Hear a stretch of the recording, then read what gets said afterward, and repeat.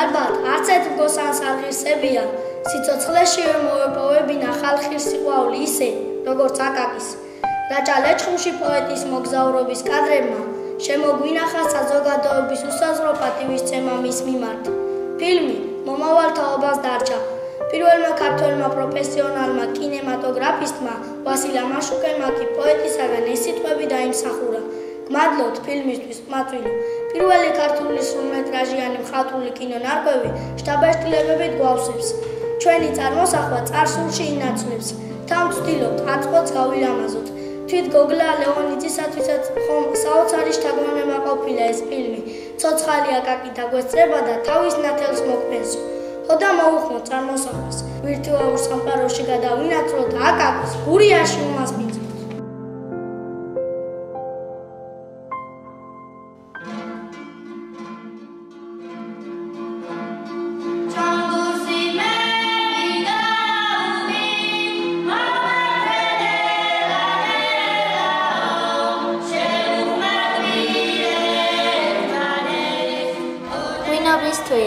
დათვლილია ფოთლის დღეები, ნისლისფერი დილა გაუთენდა ოზურგეთს, ლეგაღრუბლები შემჭიდრობდნენ და თავი ერთად მოიყარეს, მაგრამ ზე მიძალა, ღრუბლის საფეხურებს დაუსხდა და სხივები უხვად გამოგზავნა დედამიწაზე.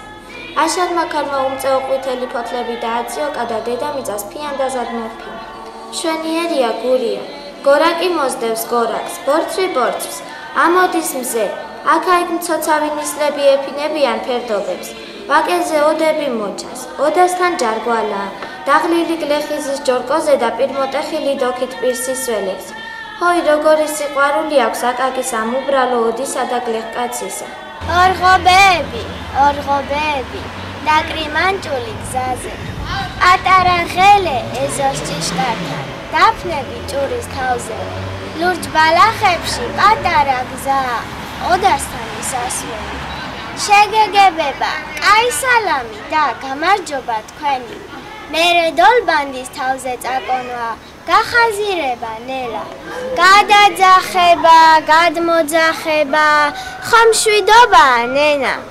ნენას უთხარი, სტუმარია თქო, საქმეს წამიკრას ხელი. დიდ კედზე მჭადი, წაბლის ფურცელი, გადაზელილი ყველი. ნუ შეწუხდებით, ჩვენ გვეჩქარება. უნდა წავიდეთ მალე.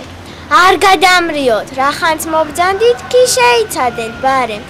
ცოტა ხნის შემდეგ ისევ ორღობე, ნისლი ჩამოწვა მალე. კაი სალამით და გამარჯობით, გვეგებებიან კარს.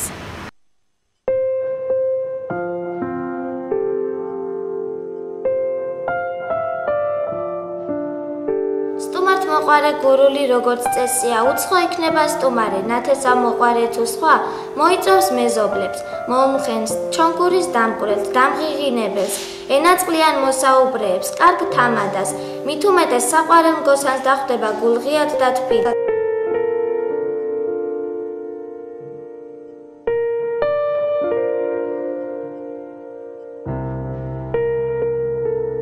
ხალხური მუსიკალური ხელოვნების სახელგანთქმული შემოქმედი, ლექსისა და ექსპრომტის ჩინებული მტქმელი, ატატო ბებურიშვილი თვალსაჩინო სცენით ზოსტატიც იყო.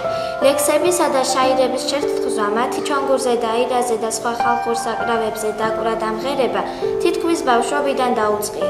ახლა რომ გითხრათ, ამ ამბავშევეს ზარი მეთქი ტყუილი იქნება, მაგრამ რასაც მოგიყვებით, თელმა ოზურგეთმა იცის. აკაკის გურია ძალიან უყვარდა. ის და ატატო ბებურიშვილი ხშირად პაექრობდნენ ლექსებით ერთმანეთთან. გურიაში ერთ-ერთი წვეულების დროს მათ ერთობლივი ლექსიც დაწერეს. ერთხელ აკაკის ატატოსათვის ხუმრობით დამჭკნარი ვარდი უჩუქებია. ხომ ცნობილია აკაკის ენამოსწრებულობის ამბავი, მაგრამ ჩვენებურენეწყლიან ქალბატონს ისეთი ექსპრომტი მიუძღვნია, პოეტს პასუხად ვერაფერი მიუღია. ვინც გიყვარს მისგან მოწყნილი, გამხმარი ჩალაც ვარდია, ხოლო ვინც აგძულს იმისგან ყავყაჩოც ეკალ ბარდია, ვღებულობ მე თქვენ საჩუქარს როგორც კოკობი ვარდია, ვარდი რომ კიდეც ჭკნებოდეს, მაინც ვარდი და ვარდია.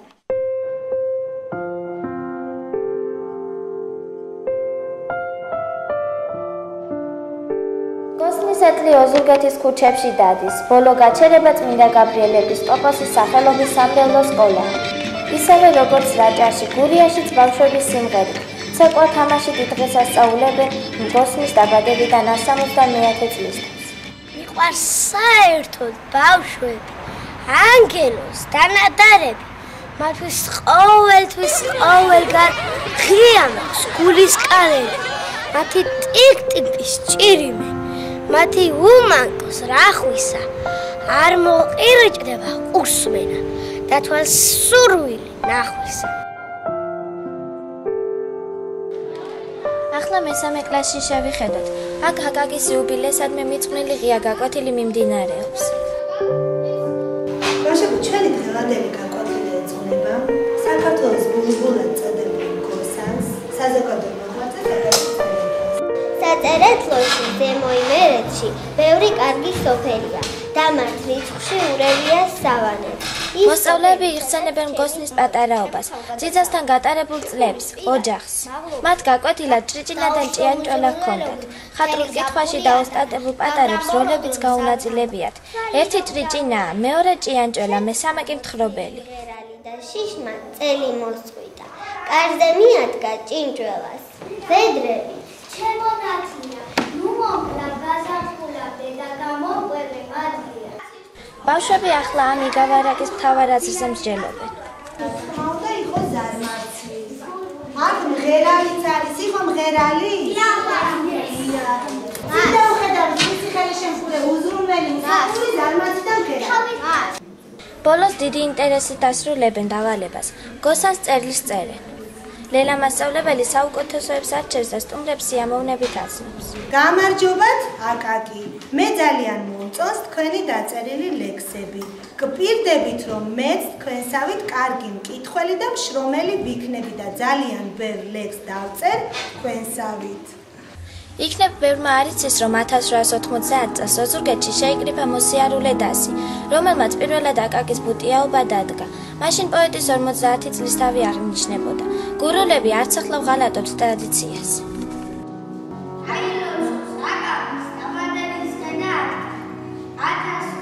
მეორე კლასის მოსწავლეები დარბაზში გვეპატიჟებიან. წარმოადგენენ სცენებს აკაკის ლექსებიდან, თარგმანებიდან, პირადი ცხოვრებიდან. ენა მოსწრებულ აკაკის მარიამი ერთ ეპიზოდს ახსენებს. როგორც ხედავთ, განწყობილება საზეიმოა. ალბათ ყველა მიცანით, მგერი და კრავი.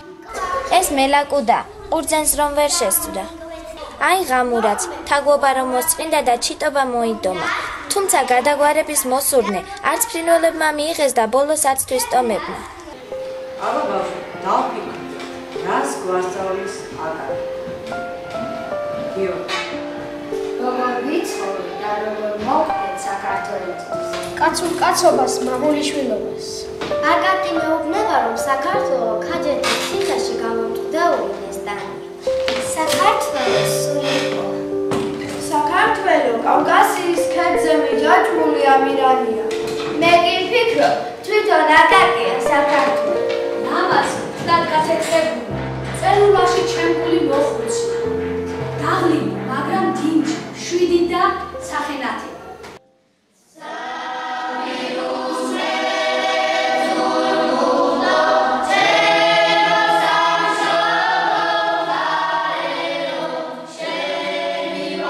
ჩვენო საყვარელო მგოსანო, ზეციური საქართველოდან დალოცე შენთვის ძვირფასი ბავშვები და სამშობლო.